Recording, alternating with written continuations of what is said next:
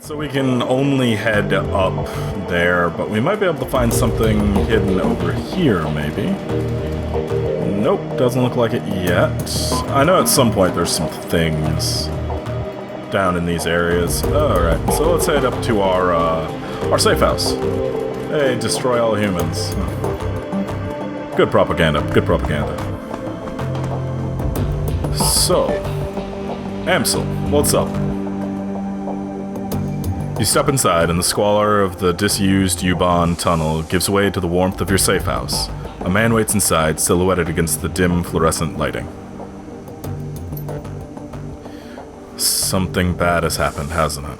He steps forward, revealing a pale and expressionless face, light glinting off steel-rimmed glasses. Paul Amsel, your team's fixer and landlord. Part deal-maker, part information broker. One of the most well-connected men in Berlin. His eyes sweep across the team, and he takes it all in. The grim faces, the hard stares, Ager's fury, Monica's absence. I had a feeling. How did she? His face has gone ashen. He swallows, takes a moment to chew on the words before spitting that out. How did it happen? Something in the vault security system cooked a brain. It was too quick to be black icy. Glory nods, her motions robotic and spare. Monica died of a biofeedback-induced stroke. That's right. Iger thrust a glove finger into your chest. And this idiot stood by and let it happen.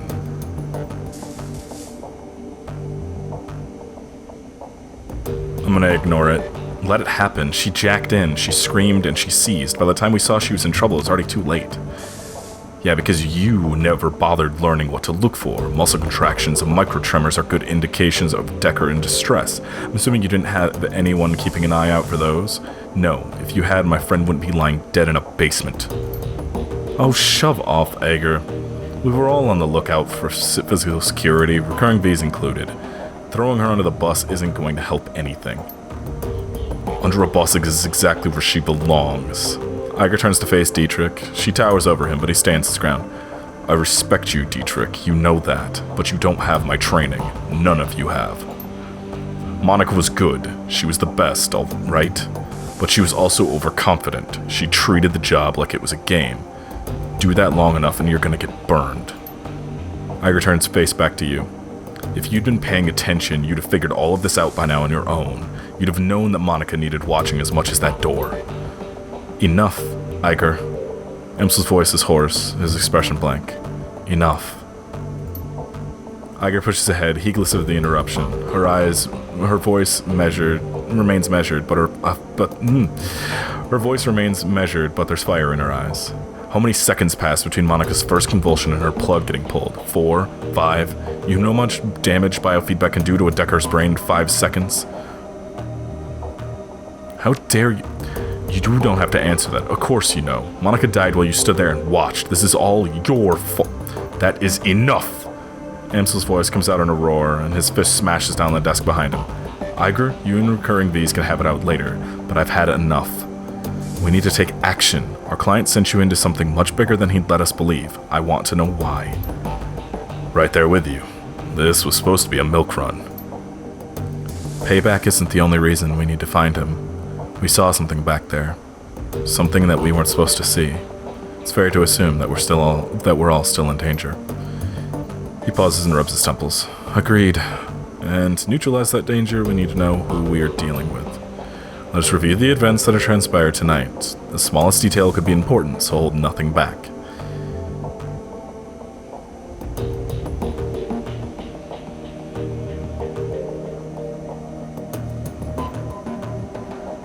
Monica lived long enough to say a name. Furschwing. I think that's Führerschwing? She fought hard to tell us. It must be important. Amsel seems taken aback. He paused for a moment before responding. The fire wing? This is unexpected. You'll have to forgive me. This brings back many unpleasant memories. Glory raised an eyebrow. The fire wing? The most terrible of the great dragons. There are those who would disagree, but they never experienced the terror living in her shadow. He glanced at Glory. You are far too young to remember her, of course, but for Germans of my generation, the name Federschwing is synonymous with chaos, destruction, and death.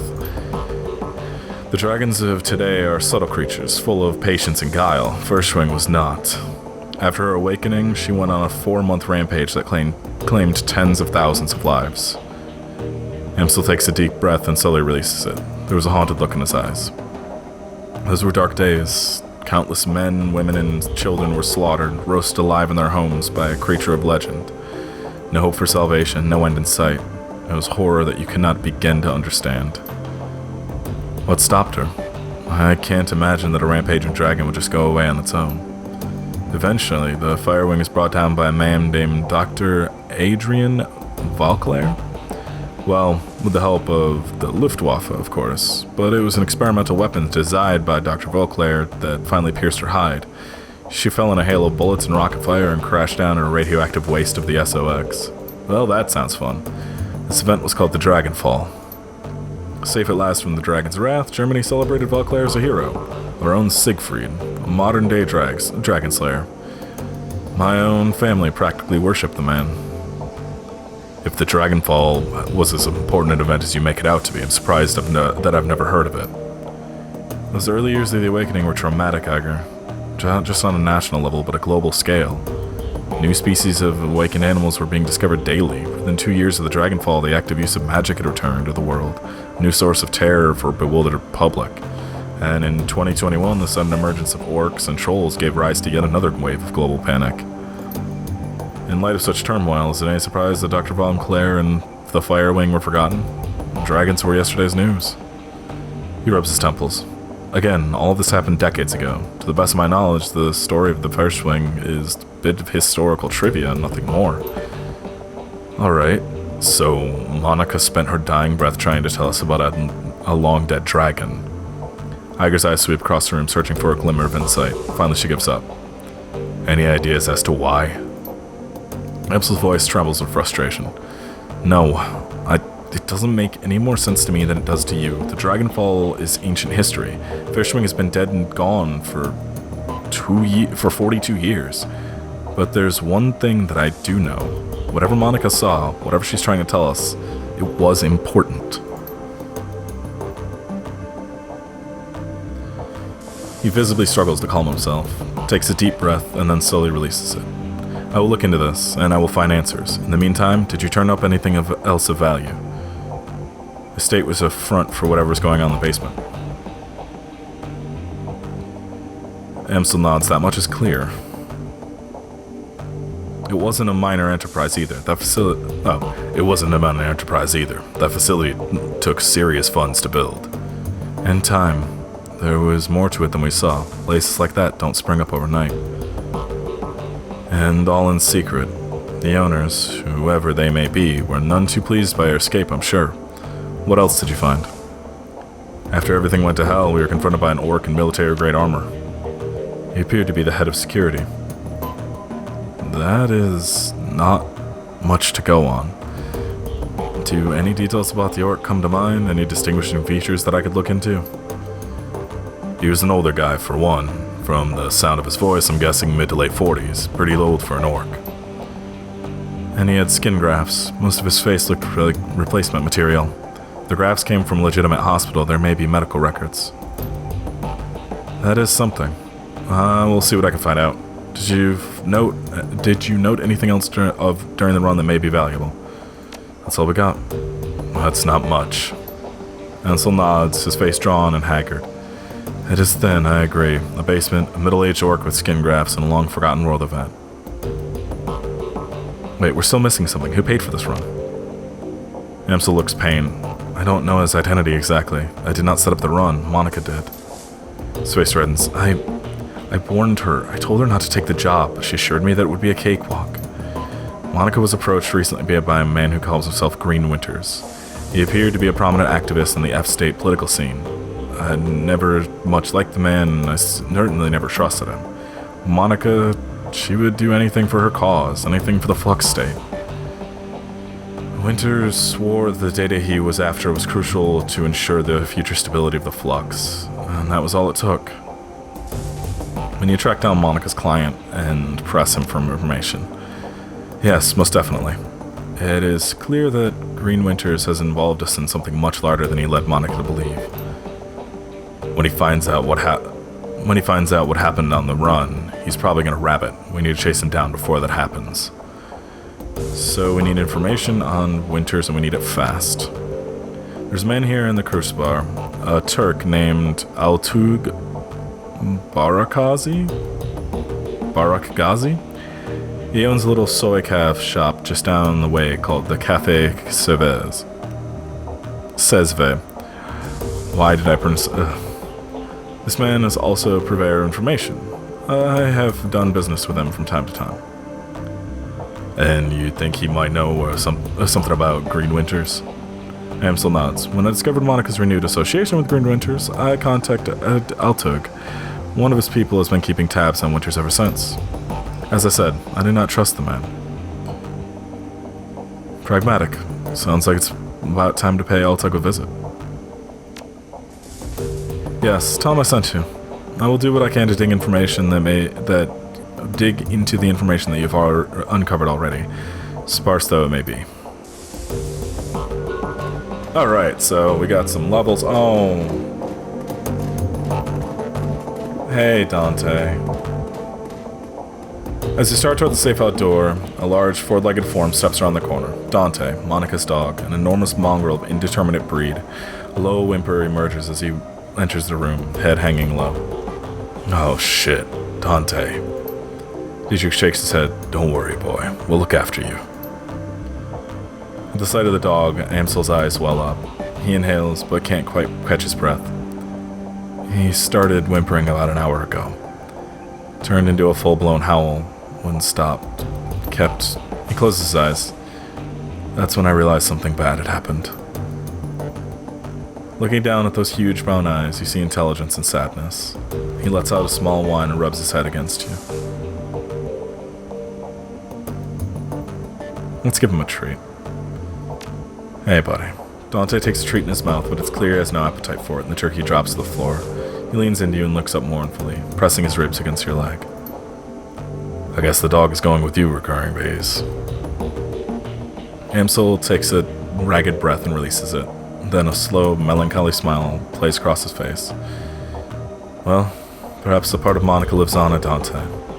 Return to the safe house when you finished with Altog, Manfreuden. With a little luck, he may help us locate Green Winters and we can go to the bottom of this. And now I think we should all take a moment. For Monica.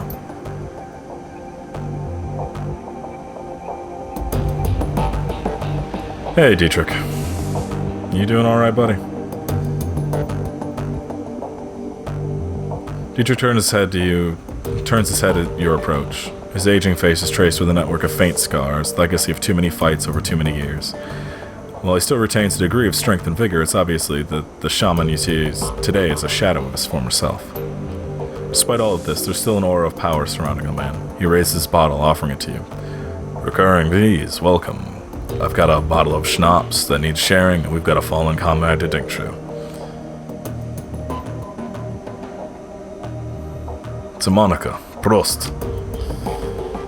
The liquor in the bottle is clear, crystal clear, and as you raise it, the liquor in the bottle is crystal clear, and as you raise it, you catch an intoxicating whiff of cloves and caramel.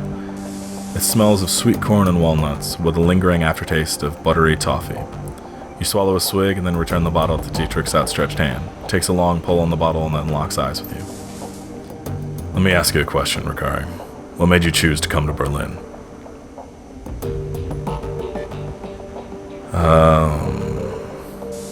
What do you want to know? Monica told me that you moved here from the Rhine-Ruhr megaplex. Made it sound like you've been there for a good many years. Successful years at that. Remember my crew betrayed me.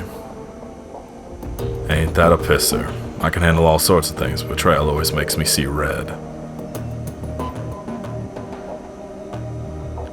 Right there with you. I ventilated the son of a bitch before I left the Ruhrplex. Dietrich raised the bottle and salute and then takes another swig. The best deserved no less. In your position, I'd have done the same thing. So after all this went down, you decided to bail out of the Rublex and head to Berlin. Am I getting that right? Wasn't, more or less. There wasn't much left for me in the Rublex, and Monica made me a hell of an offer. Ah yes, Monica. Dietrich raises his bottle again, then closes his eyes and takes a long drink. After the moment passed, he returns his attention to you. It all comes back to our girl, doesn't it? So let me ask you, just what was your relationship with Monica anyway? I know that you two knew each other way back, but she was pretty coy about these things. Why do you want to know? Monica was my friend. I cared about her. Dietrich shrugs. I don't know. I guess that I just want to get to know her better. There were some areas of her life that had always been a mystery, and if you could shed any light on them, I'd appreciate that. I knew Monica well enough to know what you mean. She did have that mysterious way about her. So, what was the deal between the two of you? Don't leave me in surprise. We were very close. That's so. Dietrich raised an eyebrow. Huh. Learn something new every day. Well, anyway, good on you both. He raised the bottle to you in salute. She was a wonderful woman, and I hope that your time together was happy. Anyway, I've taken enough of your time, and the bottle's almost empty. Thanks for taking the time to talk. For what it's worth, I'm happy you're here with us. Dietrich takes a final pull of the bottle and tips it forward, pouring the rest on the ground. Rest in peace, Monica. We'll miss you, girl. Alright, let's, I know that trying to talk to Iger is pointless. Actually, I don't even see her. Oh no, she's in her room over here. Oh no, she's up here. I'm gonna go check the equipment stash, see what we got. Nothing. Cool. I need to get the money so I can get cyberware and get, new bots. Because 2 bots would be great. Glory, what's up? Glory is beautiful in a wafer soda way. Their features are almost elvish in their delicacy, but there's something cold about her that you find slightly unsettling. What's more unsettling is her chrome. Glory is rocking out a heavy loadout of cyberware from head to toe. She looks to be composed of more plastic and metal than she is of skin and bone.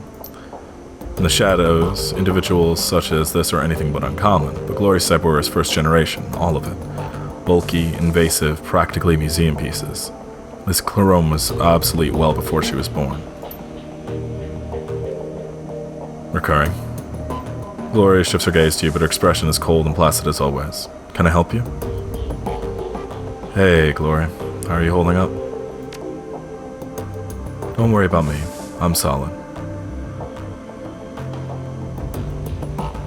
If you say you're good, I trust you.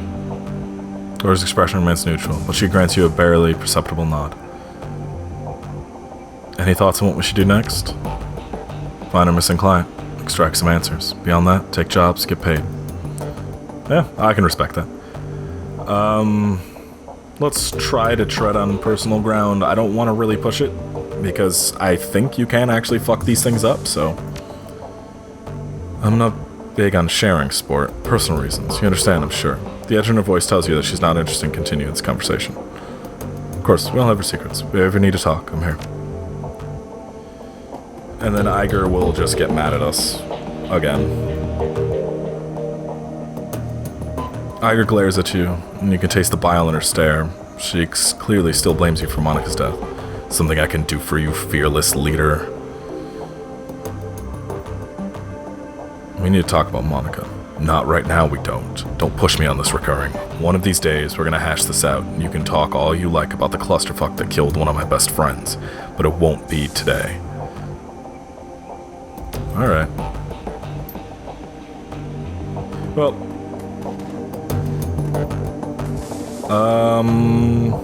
Talk to Amsel really quick, and then we will head on out.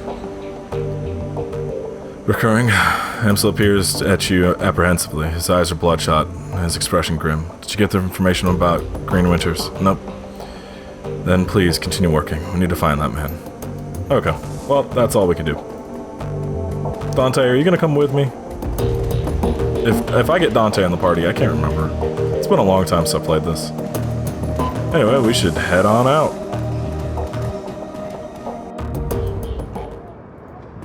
Oh, yeah, they don't come with me. It's just Dante and my dog. Hey, Rando. Oh, you're cute. The dwarvish tech vendor smiles at you with practice ease, her almond eyes twinkling in the glare from a dozen trid screens.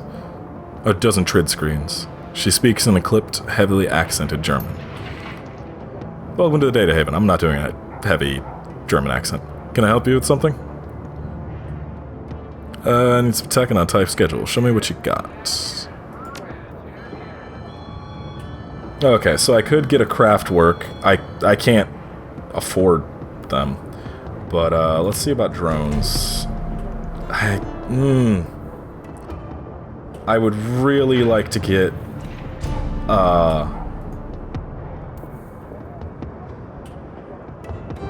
medkit on wheels, earn her best friend. Okay, the Robodoc would be really good, but the Strato 9 is pretty great. This actually I need like right now, surprisingly. I don't remember what cyberdeck I'm using, but it's definitely not that. Let's grab a couple drone repair kits. And since I'm the current decker, I need to grab, well, do I?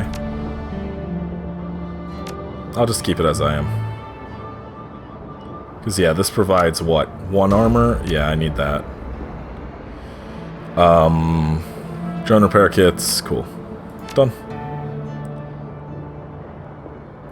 Cool. New outfit. So, we take a little bit less damage right now. That's where we have to go, but I want to look around a little bit, see what we can find.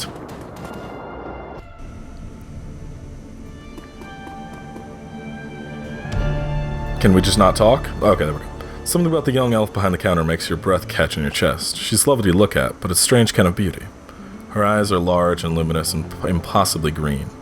As she looks up at you, you can see that her irises are flecked with iridescent gold. Hello and welcome to Algernon's? Algernon's. Perhaps I can help you with something. Oh, yep. She's using a spell on us. I don't have the willpower to break it. As she smiles up at you, her eyes fix on yours. A curious feeling of weightlessness fills your chest. It feels as though you're floating in a warm, calm sea. A gentle current pulls you closer to Absinthe, and the sensation is pleasant. As you drift, the golden specks in her eyes begin to move. Look deeper. The golden specks in the elf's eyes shift and swirl, slowly picking up speed. It's mesmerizing. All at once, the specks explode into light and color. Absinthe's eyes now fill your field of vision, and it feels as if you're drowning in an alien sea. The patterns traced by the shimmering specks in her eyes are a kaleidoscope, enchanting, nearly impossible to turn away from. You are lost. Your entire world has been reduced to a churning vortex of green and gold. Dimly become aware of something happening. You feel your body buffeted by unseen forces, and suddenly, everything goes black.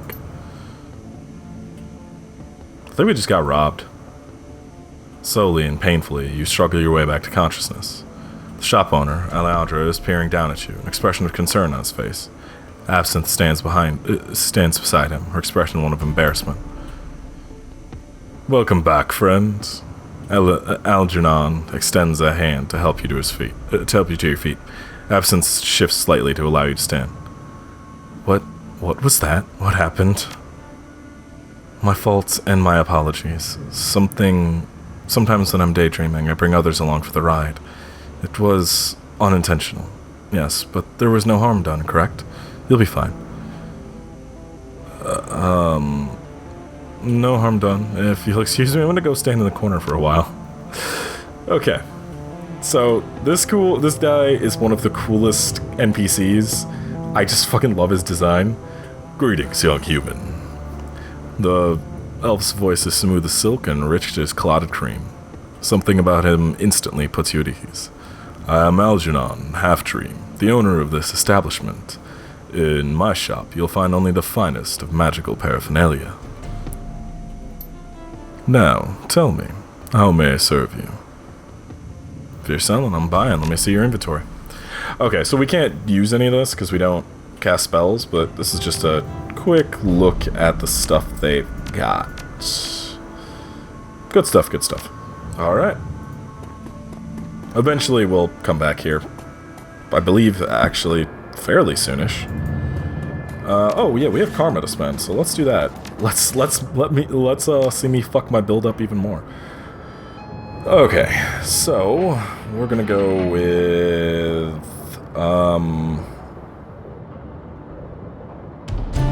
we can't go with intelligence because we don't have enough.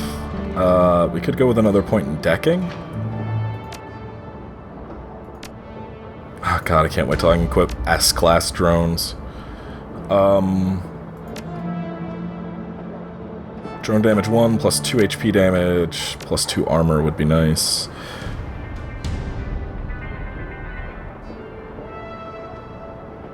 I might wait, or I might put something into pistols so I can actually hit with a fucking pistol.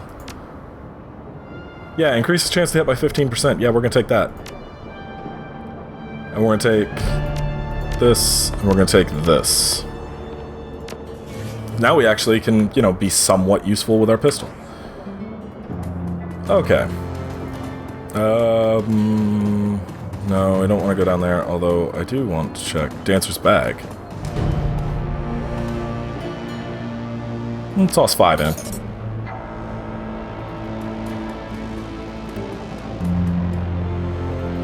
I don't think... See, this place isn't... I don't know this one as well as I know, like, the opening area of Hong Kong. The Romani patriarch is an impressive figure, an enormous man in his late 60s, burly and broad-chested despite his age. His voice is deep and resonant, and his breath is heavy with the stench of pipe tobacco. Tavuk Barkstill, you're here to conduct some business? If so, I welcome you to Metbach Arms and Ammunition. If not, keep right on walking. I have cash and new weapons. Show me your goods. Okay, so these would be really nice. What am I using now? Let me see what I'm using. I'm using this thing. That is really nothing. Yeah, that was how much? 6 damage compared to I could get one that does 12 right now. And then once I get to range combat 4, be fine. Yeah. I'll get a new drone and stuff later. Yeah. That's good. Eventually I'm gonna get cyberware too.